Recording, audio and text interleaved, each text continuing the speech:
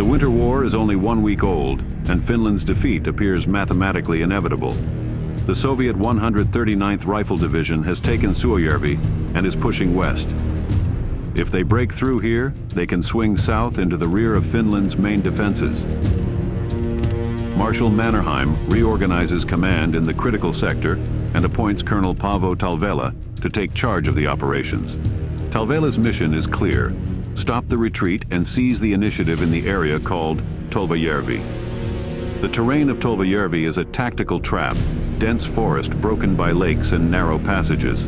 The frozen lakes can carry troops and even vehicles, but the ice offers no cover.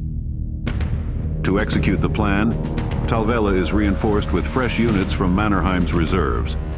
He assigns the point of contact to Lieutenant Colonel Aaro Pajari and his Infantry Regiment 16, reservists mobilized from the Tampere region. Buildings in border villages were evacuated and burned down, as under the glowing sky, Pajari reaches Tolvajärvi and finds withdrawal turning into disorder. Small groups drift back without officers, driven by instinct rather than orders. Pajari stops them, rebuilds what he can on the spot, and pushes the line back into position. A Soviet division gained control of the key terrain around Tolvajärvi and started to dig in. Talvela refuses to wait. He wants the enemy shaken before it can settle. Moving into the early hours of December 9th, Pajari leads a night raid toward the Kivisalmi choke point from south. The striking force is built around 2 companies with skis underfoot. At the same time, 1 battalion is ordered to create pressure toward Kotasari, a distraction meant to pull attention away from Pajari's main movement and confuse the Soviet sense of where the real threat is forming. After a while of stumbling through the dense woods, Pajari's company notices a glow at the edge of the trees, just over a ridge. Across the ice and into the trees near Kivisalmi, Soviet unit have gathered around fires. They are warming themselves, eating, resting, believing the Finns still keep withdrawing. Pajari brings his men around the glow. They have all the time to select the best firing positions.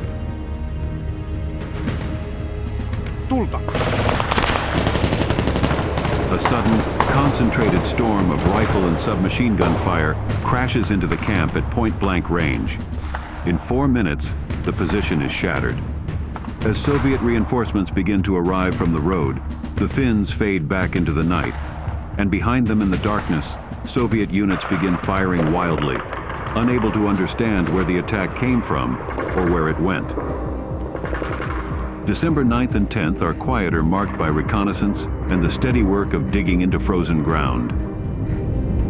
In the early hours of December 11th, Pajari is returning from the back lines to Tolvajärvi when the road ahead begins to speak. Scattered rifle cracks, then heavier gunfire. Near his own artillery battery, his men lie along the roadside and tell that the road has been cut by the enemy.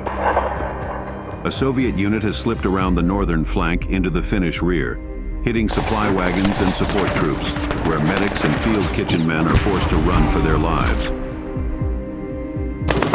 The Soviet troops have marched hard to get here. They are cold, hungry, and exhausted from the long forest approach. When they reach the Finnish supply area, they find field kitchens still hot, pots still steaming, a thick, salty sausage soup. They decide to stop, understandable in the cold, but tactically risky. Pajari reacts instantly. He gathers roughly 100 men and counterattacks. The fighting runs through the night and ends at dawn, with the road reopened. The sausage war disrupts Talvela's timetable, but it does not change his decision about the main counterattack. In part 2, we will follow the execution of an ambitious plan. Thank you for watching, and please subscribe to catch the next episode from the front lines.